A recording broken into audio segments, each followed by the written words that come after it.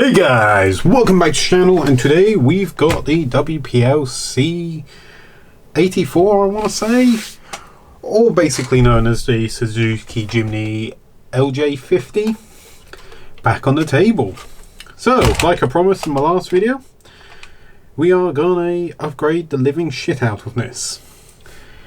First of all, first bunch of mods. I don't know whether or not I'm going to use this gearbox. I just happen to have ran out of the WPL 2 speeds, so we've got a original planetary gear style gearbox, and of course we've got the standard metal upgraded axles for it.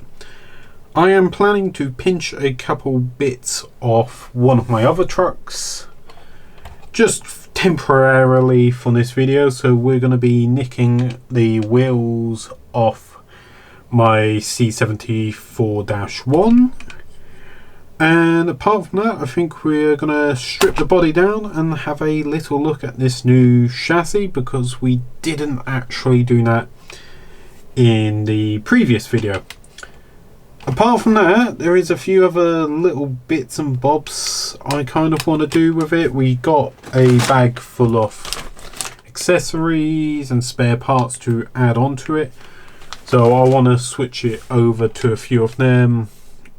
And I also want to have a little look if we can move the motherboard from underneath the hood to underneath the seats and somehow secure the seats down so we don't have to deal with that issue.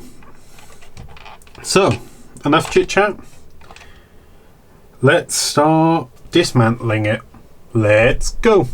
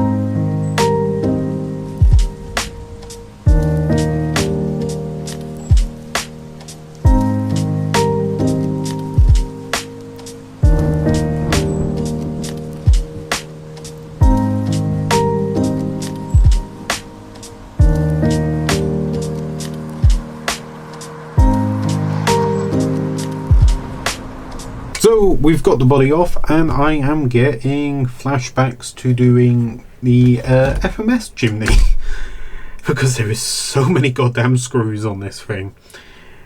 So I want to continue stripping this down and getting the parts off which I don't want painted. So that's mainly the seats, the dashboard, the glass, and there's a few odds and ends accessories which are already been added, so like the gear shift, the handbrake. I do want to take the spare wheel tire mount off. I have the file somewhere for the, I think it's like a fuel rack or something for the FMS Jimny. I'm wondering if I can scale it down and make it fit this as well.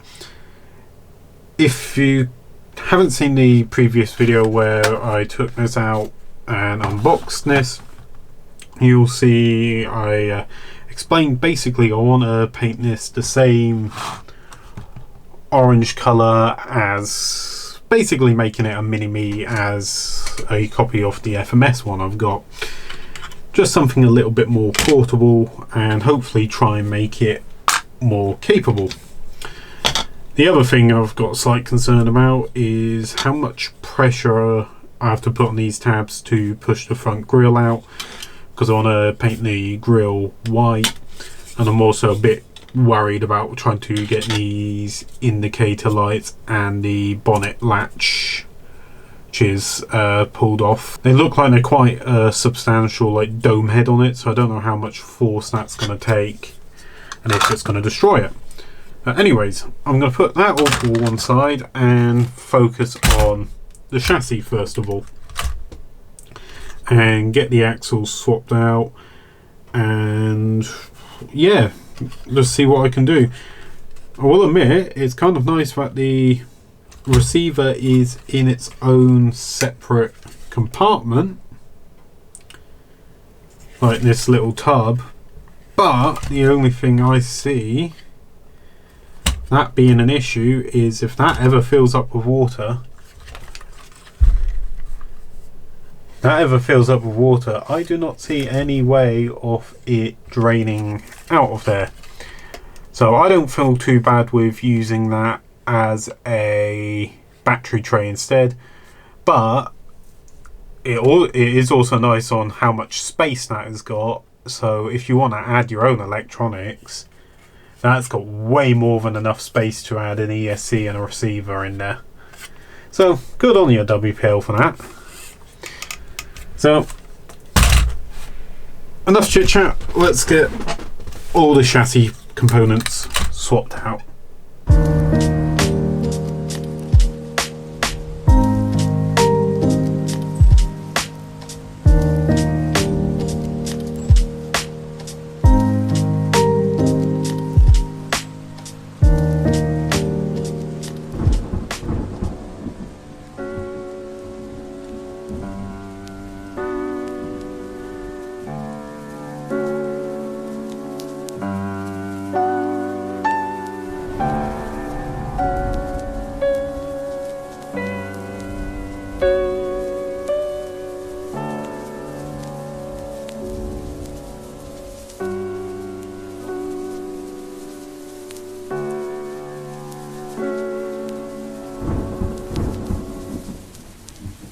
Howdy, stranger.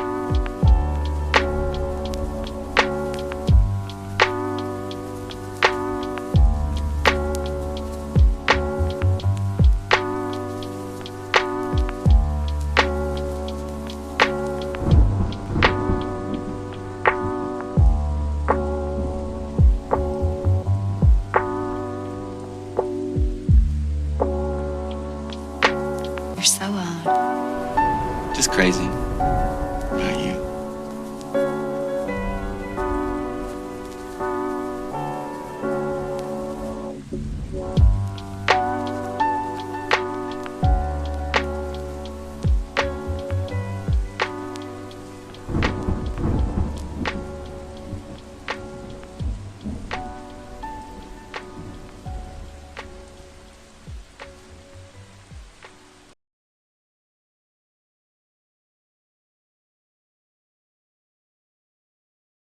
Alright, so I've kind of hit an issue with trying to put this gearbox in it.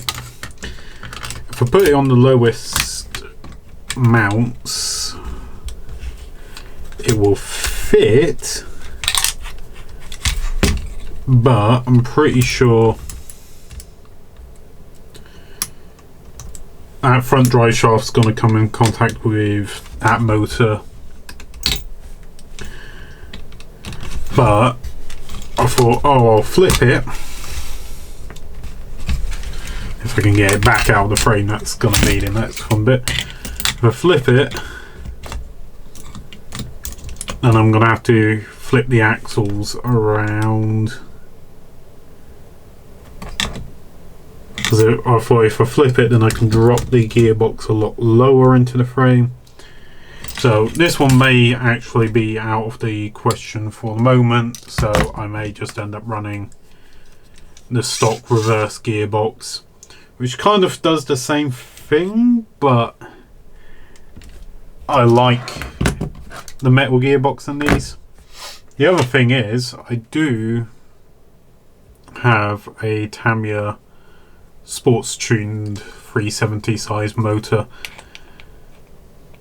which is kind of tempting to put in here, but I don't know whether or not this would pull too much power out of this for the stock board. I don't even know if it's got the correct gear pinion on it for it either. So I'm going to have open this up off camera and have a little look whether or not it would work. So I'll be back in a minute. And we are back. Kind of done a little bit off camera because I went to hit record and turns out my record button is very dodgy at the moment. So what have I done off camera? I've put the original gearbox back in. I've had to take off the plastic motor shroud which goes over the front because the metal drive shafts actually interfere, or well, they did interfere with the stock gearbox as well. So with the plastic shroud off, it now doesn't hit the motor. Next thing I've done is, I don't know if you saw or if I mentioned it, it was a couple hours ago since I started doing this, but the metal axles actually come in contact with the leaves before, if you fully compress it on one side, it will go further and then the wheels will hit. So that's one little thing I found. With the steering link set up, you have to have it on top, which then brings in the case of you can't use the outside holes or on the servo. And talking about the servo, because I don't have any spared metal geared ones, which I thought I did, I am still running the original stock one. That is the original servo horn. I've swapped it out for a longer one, mainly due to the fact that there was not enough throw in that servo to deal with the steering in that position, and I've had to double up on the ball joints on this side again because of having a link on the top. So apart from that, I will admit I do like the new chassis design on it. It kind of makes me think there is something coming in the future on this chassis, like a low center of gravity design, due to how this front shock tower is mounted.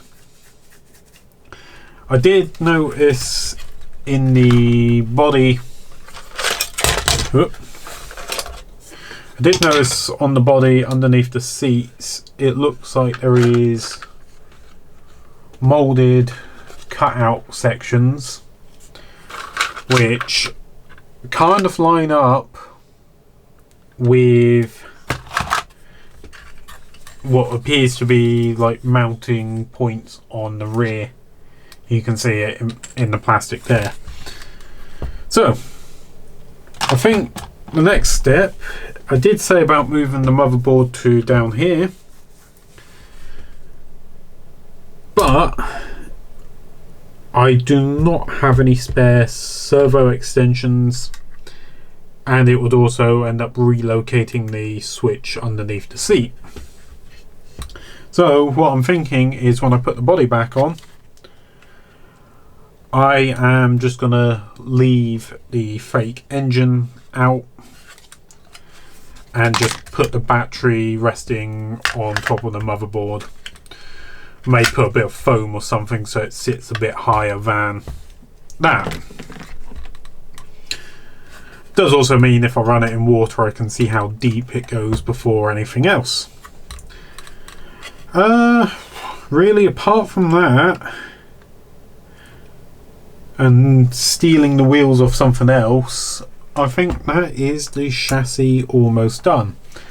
I am considering running these, or like I said earlier, stealing the 155s off the C20, not 20, and C74-1. But like I said, I think it needs low down weight, and these are already weighted. And they're not much difference in size ish. I want to say they're just a tad bit smaller, so it is possible to run them. I was messing around earlier with the track design I made ages ago with this gearbox and motor, and to be honest, it works surprisingly well with the low down gearing, or whatever hell they've done with the motherboard and gearbox. Actually, you know what, instead of talking about it, I might as well just show you. So the servo kind of struggles with it a little bit. Normally the Metal Gear ones work, but it has got a lot of torque for it really down low, which is kind of nice. And it's, to be honest, almost on par. No, actually no. I think the 2-speed in high gear is a lot faster. I don't know, it's kind of tempting to try them on the chimney when it's got the body on it.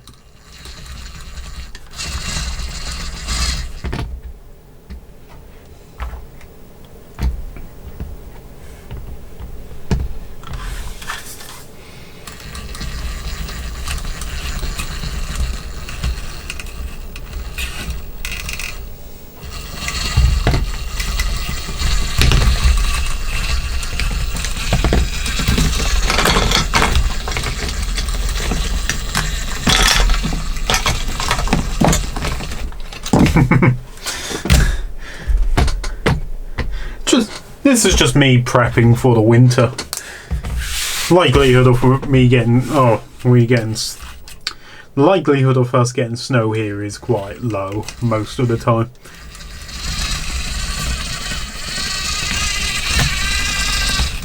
But I do reckon these new leaf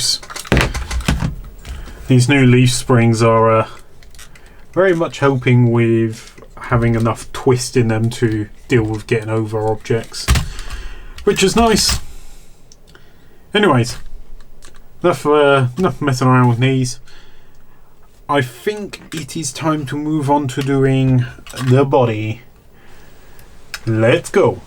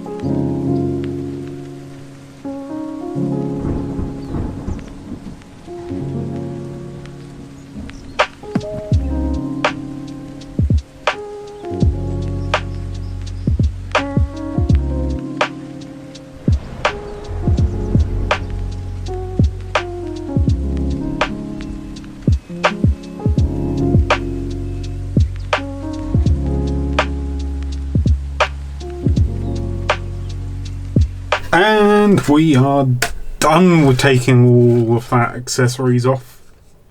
I gotta tell you what, there's quite a bit of stuff which has to be taken off. A lot of the little accessories and whatever, the seats and so on, I think I am just going to leave black. I don't see really much point in painting them because, well, mainly because I think black seats would look better in this with being bright orange, so a black and orange theme. I will say the plastic in this is a hell of a lot better than the FMS one.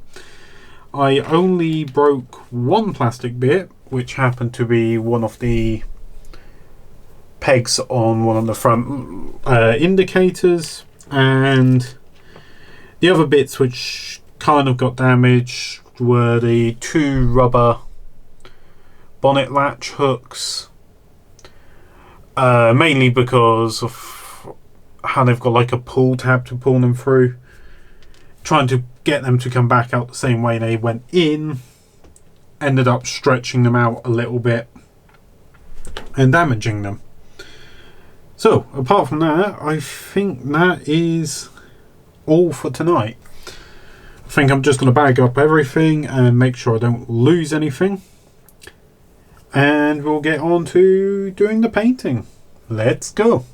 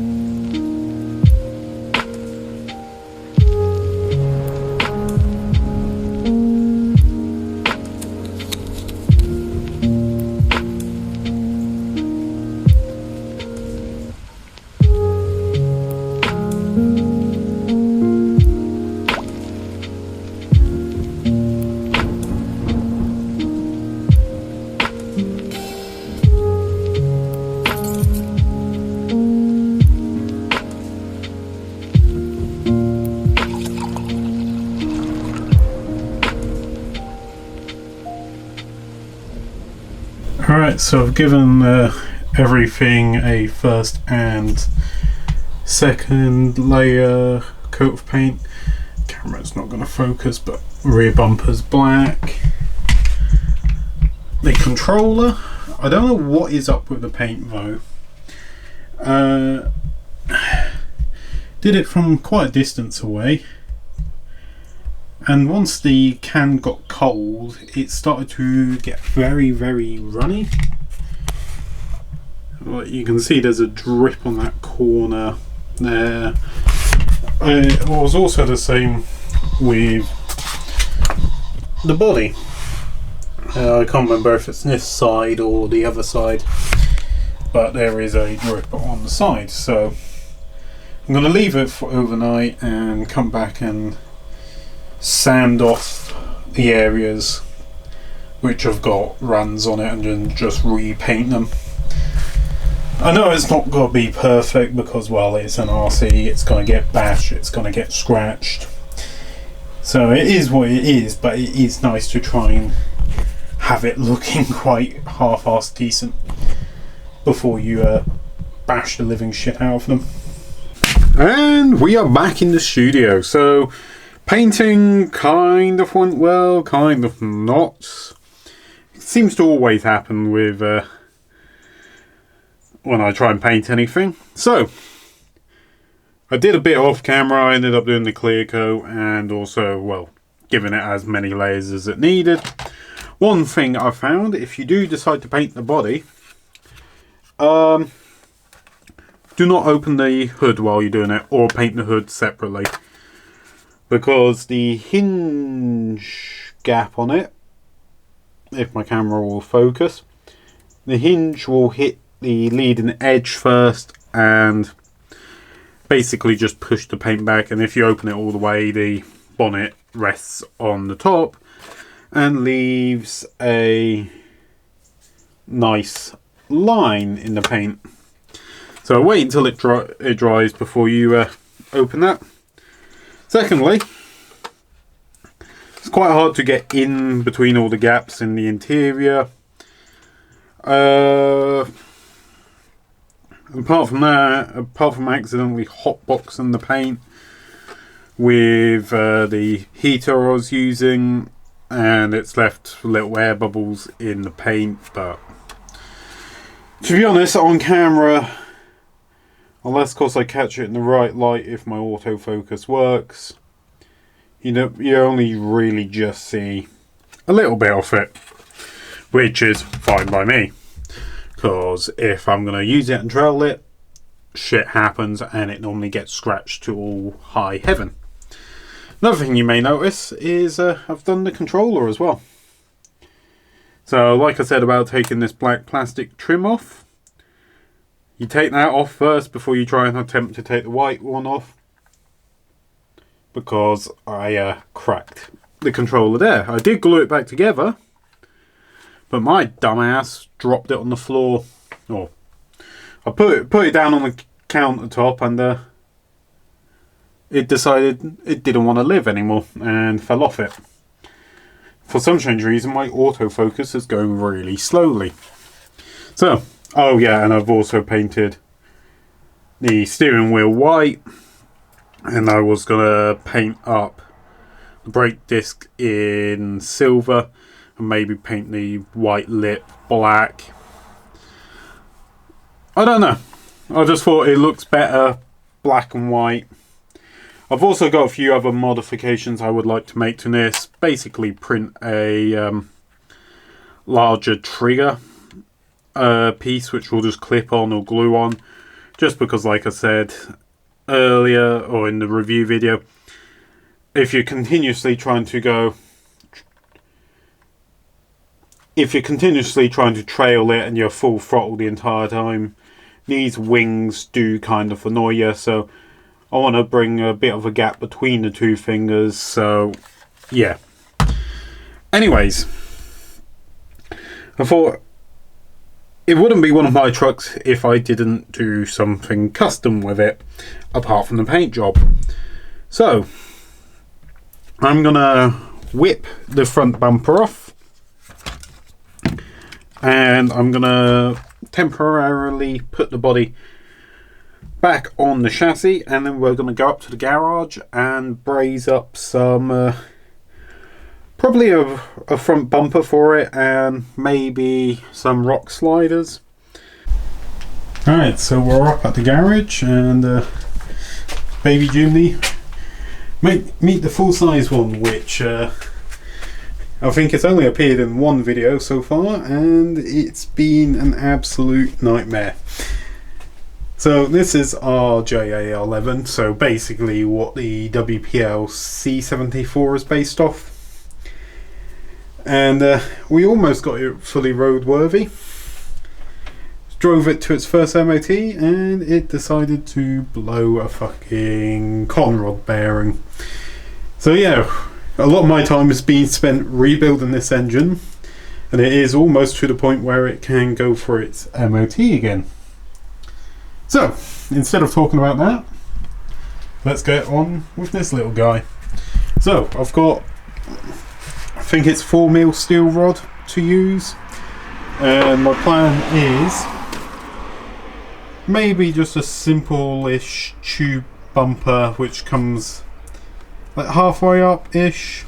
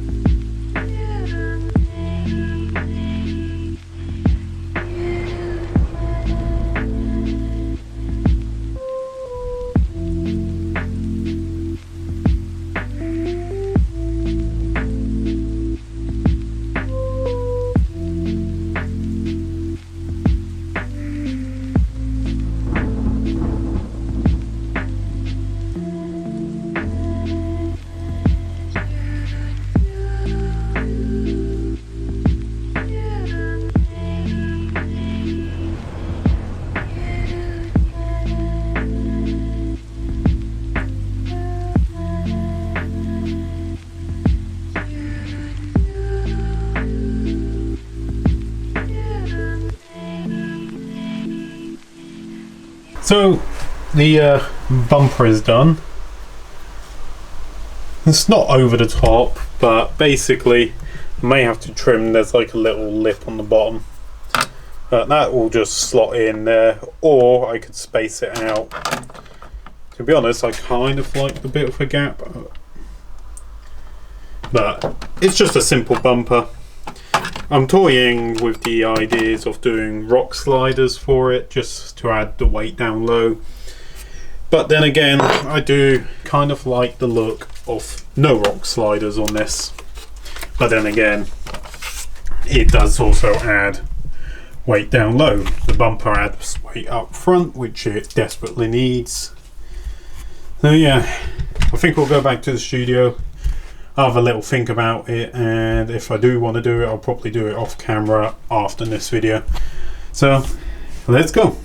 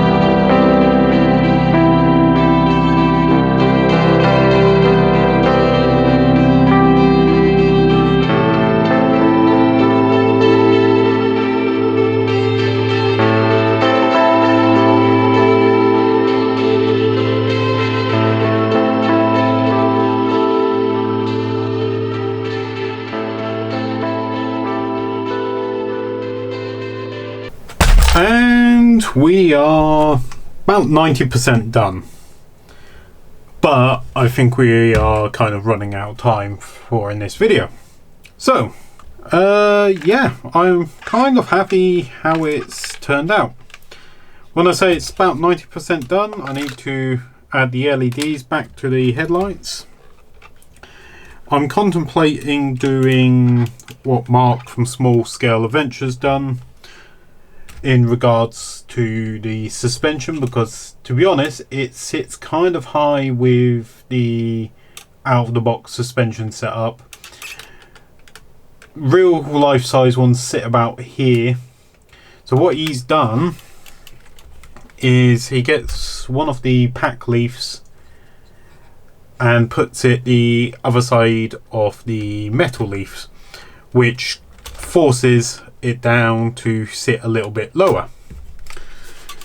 The next thing I'm 50-50 about right now is these wheels. Like I said in the original running video, they didn't really provide much grip and the treads kept filling up with dirt and mud. So I am considering, if I can unscrew this one, swapping it out to steel beadlock 155s, which to be honest I do like the look of, but I am nicking these off the other Jimny.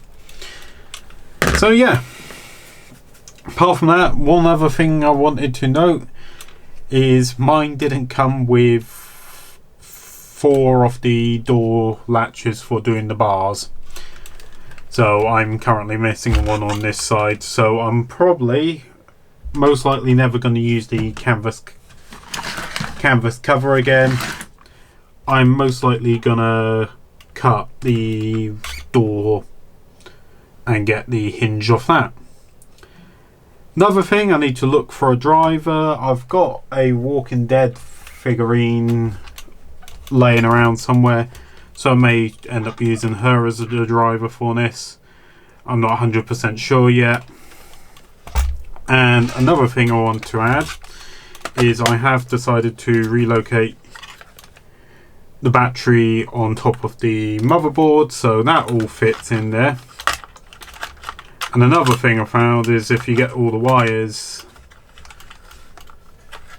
nice and neatly, Andrew, I believe his name's Andrew, recommended this on the group chat, is you can just put the fake engine bay back on there and it kind of just slots and holds everything down, so you can still flick it up and have the on and off switch and have the battery all up here. I do want to try and add a bit more weight to it. Don't know if I just said that with these tires, but I may try and fill these up with I've got some like buckshot or something like that, but they're basically little steel ball bearings. I may try and fill them up, have them loose rolling around in there. May make it very unstable, as in, say if you're trying to climb something and your centre of gravity's down here instead of being on the bit where you need. But only one way to find out, and it's the only way I think I can really add weight to it, unless of course I want to waste a bunch of solder or something and wrapping it around the rim, which to be honest I'd rather not. Apart from that, the front bumper came out nice.